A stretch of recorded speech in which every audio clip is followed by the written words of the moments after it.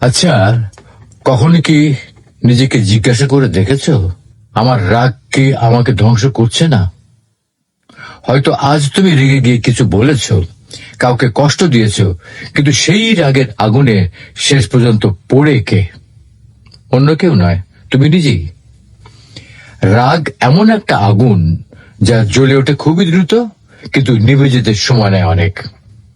আর যতক্ষণ সেটা জ্বলে ততক্ষণ সে তোমার শান্তি, তোমার সম্মান, তোমার সম্পর্ক সবকিছু ধীরে ধীরে গলিয়ে ফেলে।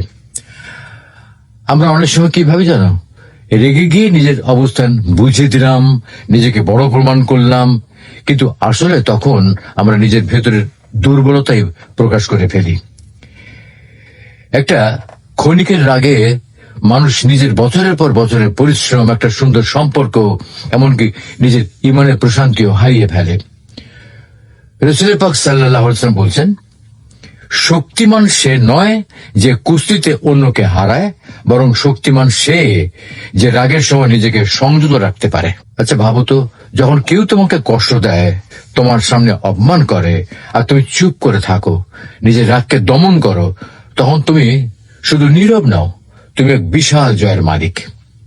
তুমি নিজের নফসকে হারিয়ে দিচ্ছ, আর আল্লাহ সেই সংযমকেই কিন্তু ভালোবাসেন। পবিত্র কোরআনে আল্লাহ বলছেন, যারা রাগ সংবরণ করে, মানুষকে ক্ষমা করে, আল্লাহ তাদের ভালোবাসেন। দেখো, আল্লাহর ভালোবাসা পাওয়ার কতটা সহজ রাস্তা রাগ সংবরণ করা, কিন্তু আমরা সেটাকে কত কঠিন বানিয়ে ফেলেছি। আমরা নামাজ পড়ি, দোয়া করি, ইসলাম নিয়ে কথা বলি, কিন্তু একটু তুচ্ছ ঘটনায় নিজের নিয়ন্ত্রণ হারিয়ে ফেলি। তখন আমাদের মুখ থেকে এমন শব্দ বের হয় যা ফেরেশতারা লিখে দেয়, আর আমরা পরে আফসোস করি, কি বলে জানো, ইস, ওই মুহূর্তে যদি চুপ থাকতে পারতাম। রাগের সময় শয়তান তোমাদের খুব কাছে আসে, সে তোমাকে কি বলে জানো, দেখিতে দেখিতে তুইও মানুষ, তোরও সম্মান আছে। আর তুমি যদি তখন নিজের ভেতরটা কণ্ঠটা না শোনো, তাহলে সেই মুহূর্তেই তুমি কিন্তু হেরে যাচ্ছ। কারণ রাগ শুধু অন্যকে নয়, নিজের ভেতরের প্রশান্তিকেও মেরে ফেলে। একটু ভাবো তো, কত সময় আমরা রাগের বশে এমন সিদ্ধান্ত নেই যার জন্য পরে সারা জীবন অনুতপ্ত হতে হয়। কত সম্পর্ক, কত বন্ধুত্ব, কত দাম্পত্য ভালোবাসা ভেঙে গেছে শুধু কিসের জন্য?